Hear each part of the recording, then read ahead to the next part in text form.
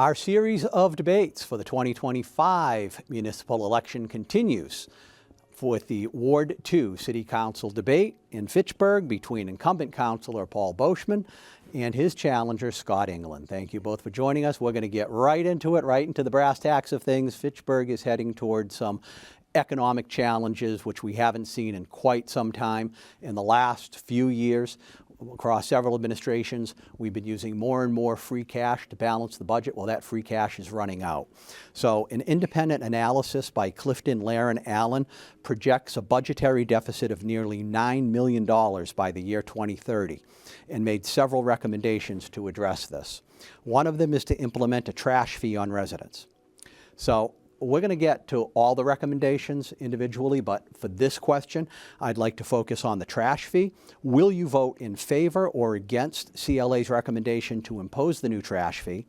And if voting against, where specifically would you propose cuts from the budget to offset the revenues that would have been generated by such a fee? Councilor Beauchemin. I would vote in favor of the trash fees.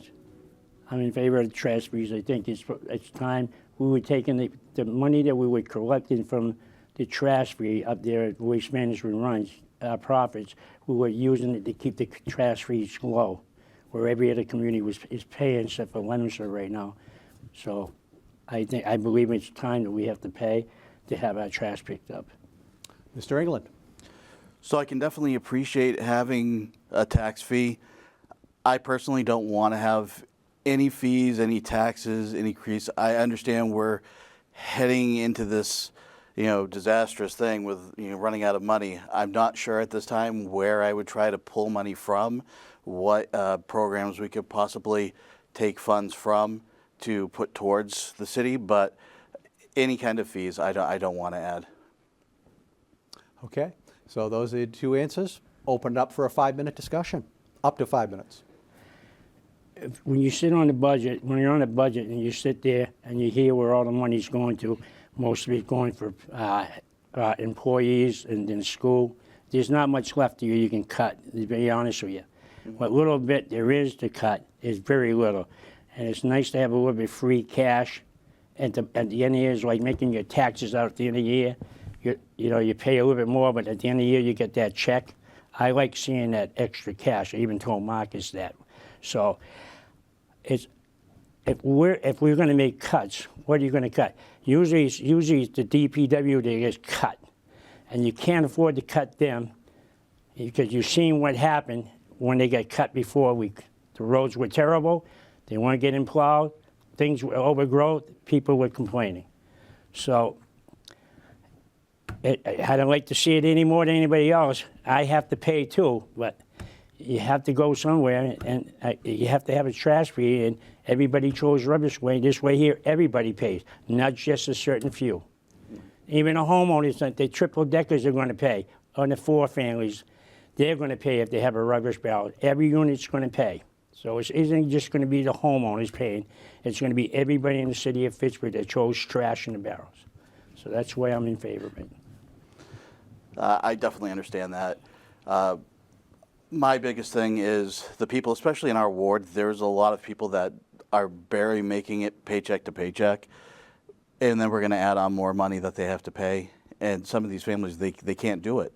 And then increase taxes, and then increase taxes, and it's a constant thing.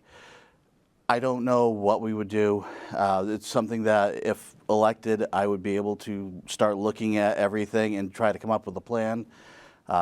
Maybe there's things that we can do in the city, which granted takes money, but maybe festivals that we can charge fees for, and I don't know, but I don't want to take more money from the people in our ward. I can't get behind that personally. I'm a firm believer that I think we give away too much in Fitchburg, and we made it a habit in Fitchburg is that everything should be for free, and everything's not for free. Somebody somewhere is paying. I don't believe that everything should be for free. You can look at your downtown Fitchburg. It's got a lot of people that are very poor, and they're trying to bring more people with higher income downtown. This is why you can't get stores in there, because people don't have money. you know, you can't focus your environment on just the poor people. You're going to ask the people to own homes to pay more money. Why? When everybody throws trash away. So that's all I have to say. Thanks.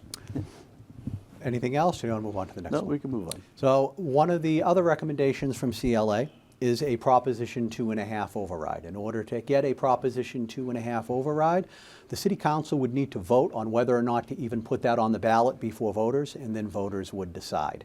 If you're elected to the City Council, will you vote to put a Proposition 2.5 override ballot question before the voters? Mr. Englund.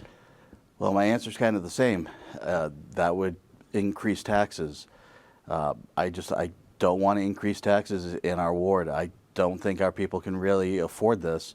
Yes, there are some people that can definitely do it, but there's so many that can't. There's so many families in our ward that, like I said, are paycheck to paycheck, and they just don't have the money to just keep adding onto it. We're going to end up forcing these families to go somewhere else, and I don't want to do that. So that's my thought on it. Councilor Beauchemin. Would I vote for an override? Would you vote to put it on the ballot? Personally, I would let the people of Fitchburg decide if they want the override. Am I in favor of an override? No. When I go to the ballot box, I'll vote no. But I think the people should have a say in what they want to, if they want it or not just Paul Beauchemin, not on something this big and this important. I think the people of Fitchburg have that right to go to the polls and say yes or no. So just to reiterate, you would vote to put it on the ballot to I would let the put it voters on the decide? ballot. You would not vote to put it on the ballot to let voters decide? Correct. Okay. I'm going to open this up for discussion between the two of you on putting a Proposition 2.5 override on the ballot for voters, which would be a vote of the City Council. Now, if you recall, I don't know if you were here at that time when the city was going through a hard time way back when, down my lodge area, that time there. And they made, Lisa Long, and they made very, very big cuts. And you lost a lot of employees from the DPW. That was number one gone. And then we started laying off the firemen. And then we started laying off the police. We also shut the lights off. And the big stink in Fitchburg at that time was people didn't feel safe. They wanted more policemen on the police force because of the budget cuts, and they wanted more firemen. So I believe that, going back to the first question and going back to this one, you have to take a stand somewhere. I believe that if letting me decide what I can afford and what I cannot afford should be should have been my opinion, your answer. I like the choice to let the people decide what they want. It may not pass, Yeah. but what are you afraid of? I mean, if the people that you're talking about can't afford it, they're going to go to the polls and vote. You can't even get people to go to polls now. So I'm in favor. I mean, I want it on the ballot, and that's how I feel, and I don't believe I let the people decide at Fitchburg. Will I vote for it when I go and vote? No, I will not vote for it. So I appreciate what you said. Unfortunately, like you said, not a lot of people are getting out there and vote, and I wish more would, because it's going to be better for our city overall. My only concern is I know a lot of people, just from talking to them, they don't even understand what that is. So they would just go and either check yes or no and not understand what the question is.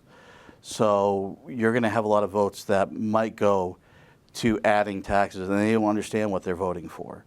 And I understand that we shouldn't be thinking that way, but that's just my concern based on the different people that I've spoken to throughout this ward while I've been walking around the streets. Anything else from either of you on this one? No, that's it for No? me. One of the other recommendations from CLA, as well as cuts, is the implementation of a stormwater maintenance tax and the creation of an enterprise fund for it. Will you vote for this? And if you're not voting for it, where specifically would you recommend cuts from the budget to offset the revenues that would be generated by this tax? Councilor Beauchemin. the stormwater tax, it's called a rain tax, really, in the stormwater. Yes, I would vote for that. I believe in clean water.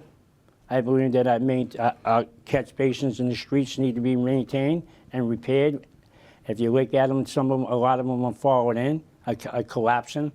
The pipes are old. They should be upgraded or fixed. So yes, I would vote for that. A stormwater fee for rain. I would call it a rain tax on that thing. Yeah, I'm all in favor of it because we got to maintain it. And I believe in clean water. I believe in absolutely clean water. I like the fact that I can go to the ocean and swim and not swim with a bunch of crap in the water. That's why I like it. I seriously do.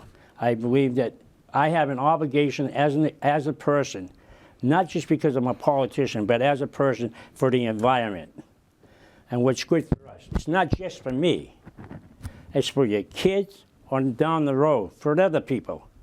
So we have that obligation. We just can't keep on polluting and having everything go into the river, and into the river it goes into the ocean. Crazy. You got to see. I was watching 60 Minutes one day. You got to see all waste out there, all kinds of waste, plastic. It's crazy. You see these bottles all on the side of the road, the little nips. You go down the catch basin, where they end up in the river, and where does it go from there? The ocean.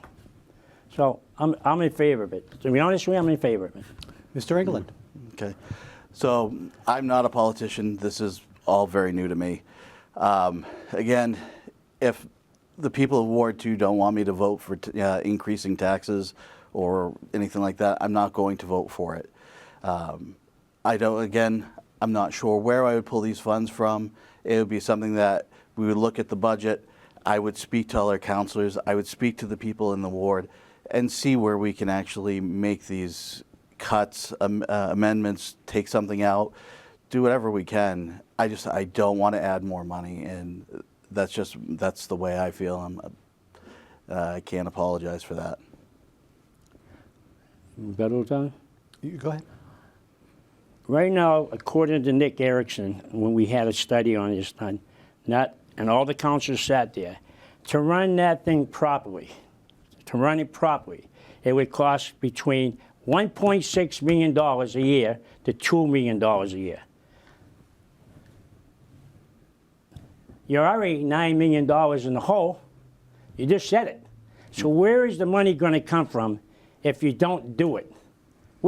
It costs 1.6. I have no control of it. If you want to take it up with the EPA. Take it up with them.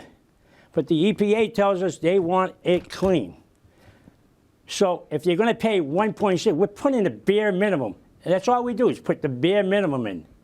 300, 400,000? 1.6 million it costs. Remember that, 1.6 million to $2 million. It's probably 2 now, because that was 5 years ago. It was 1.6. It's probably 2 or better. So if you're already $9 million, where are you going to get the money? What are we going to do? Who do you want? Tell me, who do you want to cut? Who? School department? Your kids go to your school. My kids are out. What do you want to cut? Well, again, like I said, I don't know off the top of my head where I would make these cuts. It's something, and first of all, the $9 million is by 2030, and I understand that this is something that we have to start now to work towards that. But we need to actually work with the mayor, try to figure out what she doesn't need, what we don't need, where we can pull funds from. I don't want to pull any funds from the school, and yes, I do have children in the public school system here. But I don't think that we should be taking extra taxes in these areas that these people cannot afford it and try to squeeze them for every single penny we can get out of them. That's not going to help. That's going to move people to other places. And then what's going to happen? We don't have that money. Those taxes are going away. So now we're going to have even less money. I understand what you're saying, and I appreciate it, but I don't agree with what you're saying. Anything else? I understand what you're saying, and I go back to, again, I don't like taxes any more than anybody else. Don't get me wrong. I am not rich. I'm retired. The only time I get a pay raise is if Social Security goes up. I don't get a pay raise from my pension. They haven't given a pay raise in over 10 years, GE. So I don't get a big pension. So I don't have a lot of money either. But if the federal government, if you look at the wastewater treatment and the water sewer separation, we already went to court called the creative court because we pushed the thing down the road and they says, either you're going to do it or we're going to be in court and you're going to pay fines. So this is why we're paying high water bills right now. If we don't do that, the EPA is going to come back and say, we're going to go to court because you're going to do it. You're going to maintain those sewer lines. You can't have a carnival and raise money if people don't have money. You can't do it. You can't do different things because everything you want to do or you're saying is going to cost money. Do you think any of the councilors want to raise taxes? No, I don't believe so. I don't believe so, that we want to raise taxes. No, that's not. I don't want to raise taxes any more than anybody else. But you own a house, and a house costs money to run. It's a house. This is your house. The city of Fitchburg is your house. And if you don't invest in it, it starts to fall apart. Just like your house, or just like my house. If you don't invest and you don't replace the roof, you got a water leak. Then it's going to cost you even more money. If we would have did this, the wastewater, the water source separation many years ago like we were supposed to, probably wouldn't be paying as much as we are today. But we wanted to save people money. But now we're paying for it. Each and every one of us. Okay. We only have about 30 seconds left on this topic. Did you have anything else to say? I'm just saying there's always a way we can find something. I understand the pessimism, but there's always a way. We can do it. It can be done. Okay, next question. Across the country, local communities are taking different approaches to how or even if to cooperate and assist U.S. Immigration and Customs Enforcement. Locally, the Worcester City Council recently voted 8-2 to prohibit the city's police department from collaborating with ICE. What is your position on whether or not the Fitchburg Police Department should participate in the 287G program, which allows local law enforcement to assist ICE with immigration enforcement? Mr. Englund. I think that the law is the law. If the federal government is coming in here and saying that we need to work with ICE to do whatever it is that they're doing as long as it's lawful, absolutely our police department should be working with them. Anything and everything that they can do to help. It's going to make our streets safer for our kids. Councilor Beauchemin. You know, the bad guy, I want him out of here. But to go around and say, that guy over there, he works, he treats you better than anybody else, you're going to work with ICE because he's a foreigner? I have a brother-in-law that came to this country illegally. My son-in-law, sorry, not brother-in-law, son. He's married to my daughter, so a brother-in-law. And he came here illegally. And he worked. Never got a speeding ticket. Worked every day since he came and never took advantage of the benefits or anything. Nothing. He got nothing from nobody. And he worked. But he married my daughter. He wanted to do things right. Nobody cost him.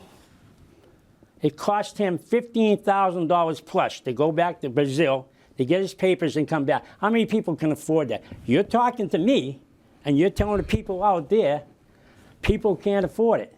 You want to send everybody back, but yet you want the best for your kids. Don't they want the same thing for their kids? Don't they have that right if they can't afford it and their kids starving?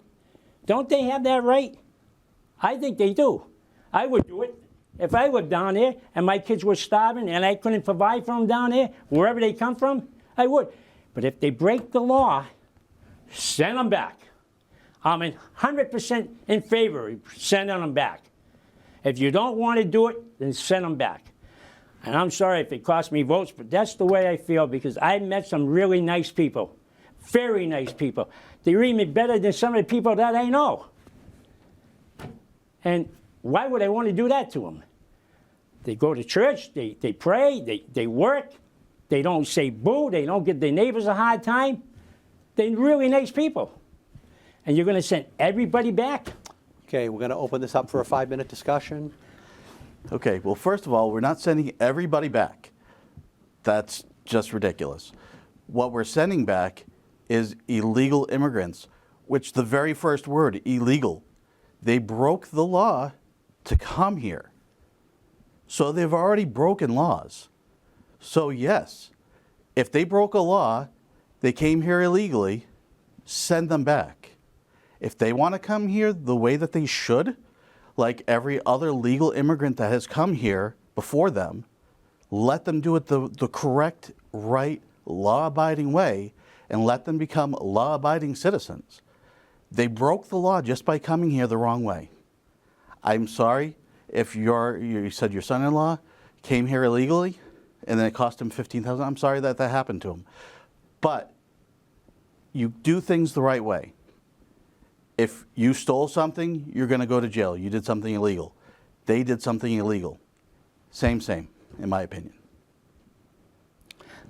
That's where we're different. I guess I feel entirely So different. just to clarify, you said that you would, as a matter of policy, have the Fitchburg Police, as a matter of policy, cooperate with ICE activities in Fitchburg? Correct. Would you favor, as a matter of policy, Fitchburg Police cooperating with ICE No, or I would taking the not. hands off? You would No, not? I would not. Okay. Really quickly, we only have a couple minutes, so we're just going to do a quick answer on this one. What efforts will you make, and what will be your preferred communication tools to interact with voters, to both keep them informed and keep yourself accessible to their feedback and concerns? Say that again. I can't hear that. I'm sorry, your efforts to preferred communication to voters to keep them informed. All they have to do, I don't know what you mean by that question. How am I going to keep them informed? They can Yes. call me up anytime they want. My phone's open. I answer the phone all the time, and I'll come down and talk to them. I'm not a good writer, so I don't write. But anytime you want to know something, call me up. I'll come over and talk to you. I get no problem doing that. Preferred communication tools to interact with voters and keep them informed, Mr. Englund? Sure, absolutely. I already have a Facebook page. It's Scott Englund for Ward 2 City Council. Anyone can reach out to me at any time. I'll be available to them whenever I need to be. You can also send me an email or use the phone. I'll always answer. I'll always be responsible and get back to them, and I will make sure that I'm available to them. Very good.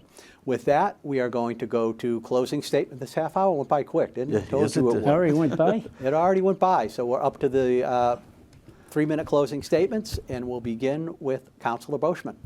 3 minutes, huh? 3 Yes, minutes. hi. I'm presently your Ward 2 Councilor. And before I say anything more, I just want to remind everybody, we're voting at Wrangell Elementary School on Wrangell Street, Wrangell Ave. So Wrangell, November 4th, up there. I am seeking re-election. I believe that I do a good job. I get the voters at heart. Some things I make tough decisions, some things I don't believe in, some things I do believe in. I promise you 2 things. I promise you to work hard like I have been. And you call me up, and I come down and talk to you. I have no problem coming down and talk to you. I have no problem meeting up with you or talking to you on the phone. So I'm available 24/7. Just don't call me at midnight. That's all I got to say. But other than that, you can please consider me when you go and vote. I really appreciate it. I'd like to have another 2 years. I think I'll make it fun, and I'll make it interesting. Thank you very much for your time, and thank you for supporting me in the past. And please support me now. Thank you. Bye. Mr. Englund. Thank you. Again, I'm Scott Englund. I'm running for Ward 2 City Council, and thank you for mentioning that it's been changed to Rheingold November 4th, just in case anyone hadn't heard. I really want to be your next city council. I think together as a community, we can really come together and put our city, especially our ward, in a better place. I will be available to you whenever you need me to be. You can access my Facebook page, my email. I'll be on the phone as well. But I will be available absolutely as much as possible. So November 4th, please, I just ask that you consider me. Thank you. Well, look at that. Neither of you used even half your time for closing statements, so we're going to be able to wrap this up a little bit early. Want to thank you both for participating in tonight's debate, appearing here in a debate face-to-face, answering questions, and letting the voters know where you stand is one of the principal tenets of our democracy. And it's one thing to get 50 signatures to get your name on the ballot, but to actually come and answer the questions is a step above, and both of you should be commended. We will be having debates on every contested race, with every contested race in the city of Fitchburg and the city of Leominster. And those debates will be continually aired on FATV and LATV, and also be available on demand on those respective websites, LTV and FATV. So our series of debates continues, and this wraps up the debate for Ward 2 City Councilor for the city of Fitchburg between incumbent City Councilor Paul Beauchemin and his challenger, Scott Englund. Thank you very much. Thank you both. Thank you, you. Scott.